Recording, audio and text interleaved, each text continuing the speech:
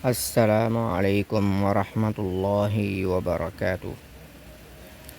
جی ناظرین، جیسا کہ کل آپ نے سنا کہ ہم نے آپ کے سامنے 16 مخارج ختم کر دیے ہیں۔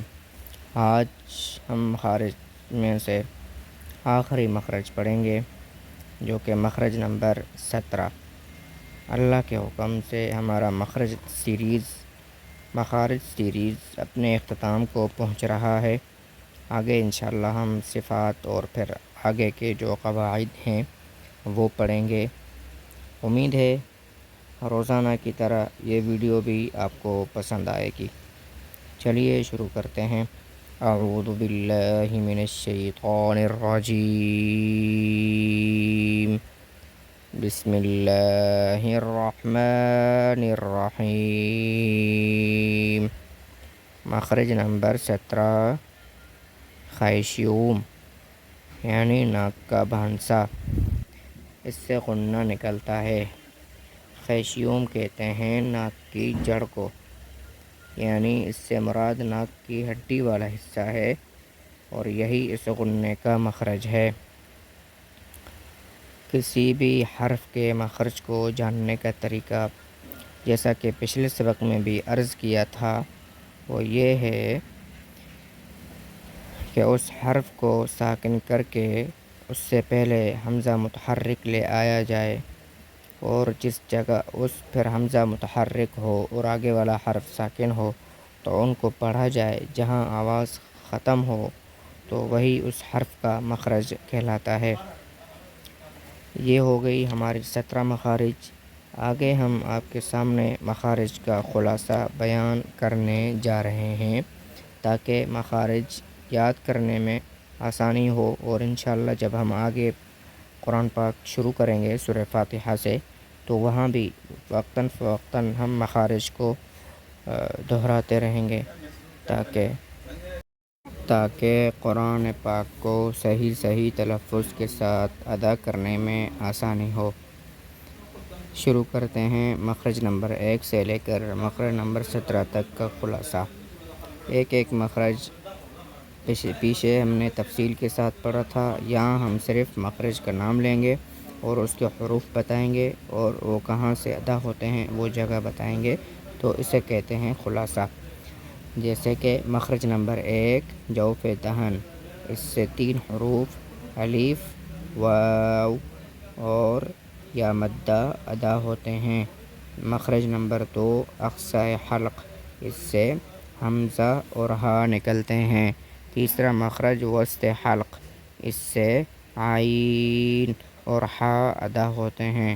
مخرج نمبر 4 ادنی حلق، اس سے غین اور خا نکلتے ہیں۔ مخرج نمبر 5 زبان کی جڑ اور اس کے مقابل اوپر کا تالو، اس سے قاف ادا ہوتا ہے۔ مخرج نمبر 6 مخرج نمبر 5 سے ذرا منہ کی طرف ہٹ کر اس سے کاف نکلتا ہے، یعنی جس طرح مخرج نمبر 5 میں زبان کی جڑ اور اس کے مقابل اوپر کا تالو ہے، تو مخرج نمبر 6 میں زبان کی جڑ ہے لیکن اس کے مقابل اوپر کا تالو نہیں ہے، بلکہ وہ نیچے منہ کی طرف ہو جاتی ہے، پھر اس سے کاف نکلتا ہے۔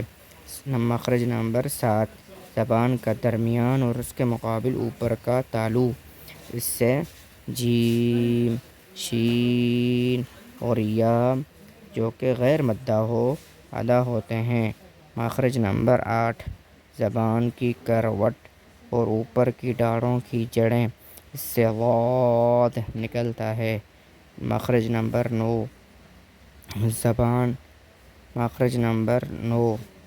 زبان کی نوک اور کچھ حافہ اور ثنایا رباعی انیاب اور زواحق کے مسوڑے، اس سے لام ادا ہوتا ہے۔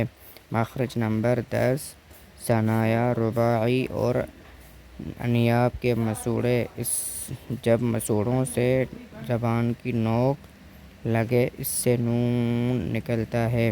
مخرج نمبر 11 زبان کی نوک اور زبان کا سرے کی پشت، یعنی زبان کی جو نوک ہے اس کی جو پشت ہے اور زبان اور ثنایا اور رباعی کے مسوڑوں سے لگے، اس سے را ادا ہوتی ہے۔ مخرج نمبر 12 ثنایا علیہ کی جڑیں اور زبان کی نوک، اس سے طا، دال اور تا نکلتے ہیں۔ مخرج نمبر 13 زبان کی نوک اور ثنایا علیہ کے اندر کے کنارے، اس سے ظا، ذال اور ثا ادا ہوتے ہیں۔ مخرج نمبر 14 ثنایا علیہ اور سفلی کے اندر کے کنارے اور زبان کی نوک، اس سے صاد، سین اور ظا نکلتے ہیں۔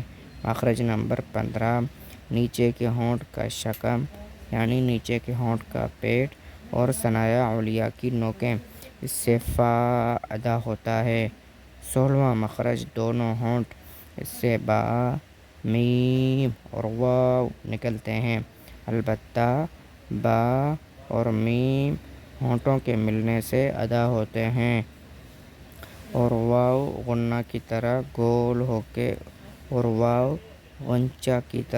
ہونے سے، یعنی دونوں ہونٹوں کو جب گول کریں گے تو اس سے واو ادا ہوتی ہے۔